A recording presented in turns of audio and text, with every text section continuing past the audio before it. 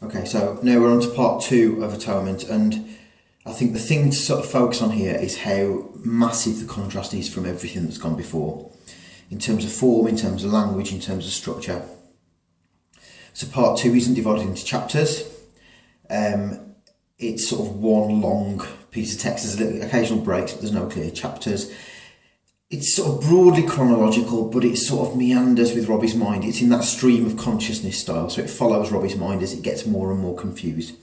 So we've gone from part 1 that is clear in chapters, that is, pretty much chronological, with this narrative tone that just dips in and out of other characters, and now we're in Robbie's head. We've not got that structure, and as he is sort of losing his mind because of the septicemia, we are following him. Okay, it's meandering around.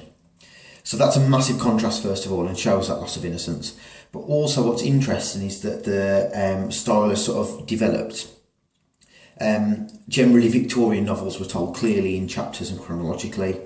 And then in the modernist era, so sort of roughly speaking 1900s onwards, a stream of consciousness came in. So this style of writing that just went with the mind of the character.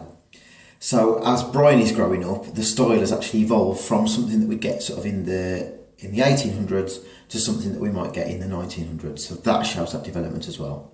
And obviously it also changes the tone completely from a fairly innocent opening to something that is in this sort of tortured mind. Okay, Robbie knows that he's innocent, but he's still dealing with everything. And he's at war, which is horrific, and we really see the horrors of war in this opening little section. Okay, so we told on the first line there were horrors enough, but it was the unexpected detail that threw him, and afterwards it would not let him go. Okay, so we're told that we're in a world that's full of horror, but we get occasional detail. And then on page 192, we're told about a detail. Robbie looks up and he sees a leg in a tree. So we're about 8 lines down, and it just says simply, it was a leg in a tree. Short, simple sentence. It's matter of fact, it's a horrific image, just this leg that's been sort of blown off a body and got stuck in a tree. But it's just said in a really matter-of-fact way. It shows how the horrors are just normal. From Bryony getting obsessed with, that scene by the fountain, to just something that genuinely is horrific, that's just said as though it's nothing. It's conversational. A few lines after that, it was a perfect leg, pale, smooth, small enough to be a child's. So, quite literally, childhood innocence has been blown apart, and that's a great image of it. But also, again, the tone is conversation. It's just describing it, not really acknowledging that it's horrific. A couple of lines after that, this is a leg. Okay, almost like a childhood book, isn't it? One of those sort of really simple books. This is spot, see, spot, run. Here we go. This is a leg. Okay, so it's horrific images that talks about in a very sort of childish, innocent way, because they're so matter of fact to Robbie now.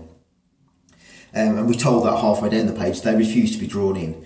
In the past few days, they had seen enough. So we've gone from Bryony's imagined horrors to genuine horrors here that are just treated as matter of fact. Okay, contextually the world's changed. The Tallis bubble is gone. We're told that Nettle is the lorry driver who gets on well with Robbie. Remember, it's Nettle who sort of tells Bryony about what happened at the war with Robbie. Okay, I think his name is important because Bryony was destroying the Nettles, wasn't she, in part 1, and now we get a character called Nettle. So again, it's blurring that line between Bryony's childhood and then Robbie's experience, and we're getting that feeling that this is a world that Bryony's invented afterwards based on everything that's happened. We're told a couple of lines after that, Robbie could throw up or crap. So it's about bodily functions, isn't it? But again, treated in an almost disgusting way. We've gone from, his romantic love for Cecilia to just basic bodily functions. Top of page 193, they're talking about women and referring to them as crumpet. So again, compare Robbie's massive sort of love and fixation on Cecilia with crumpet, just this very commonplace term. Everything's changed, hasn't it? Nothing means anything anymore. We're told that Robbie acted like an officer about halfway down page 193, but had no stripes. So again, contextually, we see how Robbie has got a very different background to the others. There's a very clear class system, and Robbie's in this weird no man's land. He is of a working class background, but because of his upbringing with the Tallises, he's got this sort of upper class manner. And in that world, with a really clear class system, it stands out weirdly. Corporal Nettle says halfway down, "What's a private soldier like you doing talking like a toff?" There's a clear distinction, isn't there? Toffs, privates, okay, very, very separate. We're told that Robbie basically can leave prison to go into the army, and that's why he's there. As we get on to page 194, about halfway down, we're told one of them threw a dried lump of dung at his back. Robbie's thinking about, the horrors of war and how children have been destroyed and blown up and killed, and then that's contrasted with a lump of dung that's thrown at him. So again, these horrors don't really mean anything. We're told a little bit later on, about 5 lines from the bottom, it was not only the German army and air force pursuing him now. Okay, it's actually his memories and the horrors of what he's seen. So again, contextually, the story of the war is backed up with his running away. Just like Bryony also is running away from her guilt. So everything sort of links here. You could link that to Hard Times as well. How Tom runs away from what he's done. About halfway down page 195, in fact about a third of the way down, we talked about bees. Robbie sees loads of bees basically, and there's this panic. But there's a metaphor there between the bees and war itself. We're told, if one stuck in your hair and stung you, it sent out a chemical message as it died, and all who received it were compelled to come and sting and die at the same place, general conscription. So McEwan compares the conscription of war with people fighting, with just mindlessly attacking. So again, showing the senselessness of war, showing that it doesn't really mean anything.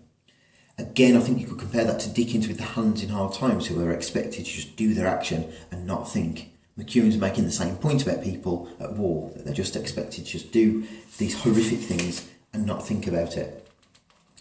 It's about 3/4 of the way down page 196, Robbie set up a door on brick piles for a table. He took out half a candle from his pocket. Again, there's that really clear contrast, isn't there? We've gone from this big banquet in part 1 with the Tallises eat to here it's a door on a table with half a candle stuck on it. Okay, so again, a massive contrast, similar image, but totally different. We're told a couple of lines after that, Robbie says, we might as well be comfy. It was the first time they'd moved much beyond sexual innuendo.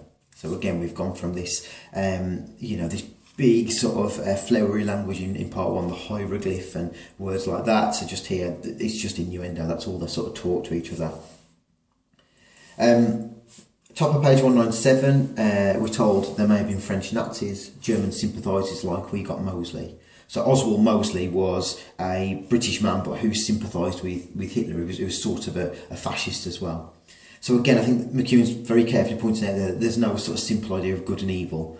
Bryony had a very simple idea of who was good and who was evil. But when we get to war, when we get to the adult world, it's not as easy as that. It's not as simple as all British people are good, all German people are bad. It doesn't work like that. So again, we've seen that jump from Bryony's idea of good and evil to something a bit more complex. And we're told that just over halfway down page 200, they speak to some French brothers. And again, we're told that they've had losses. We're told that one of the brothers died in 1915, so in World War One. So at that point, again, we had the horror of World War One.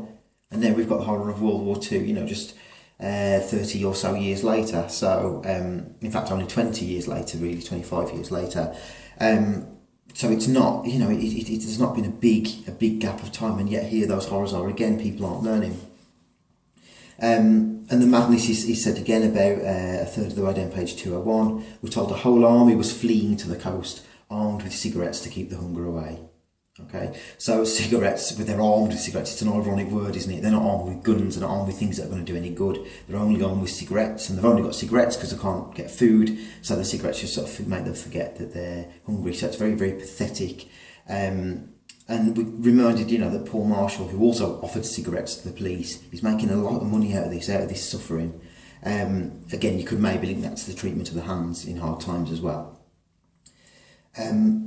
And we're told about a few lines before the end, all that fighting we did 25 years ago in World War One, all those dead, now the Germans back in France, in 2 days they'll be here, taking everything we have. Who would have believed it? So again, the madness of war is really shown there. It's happened before, and it's just happening again, and nobody has learnt anything. Okay, so that's the opening of part 2.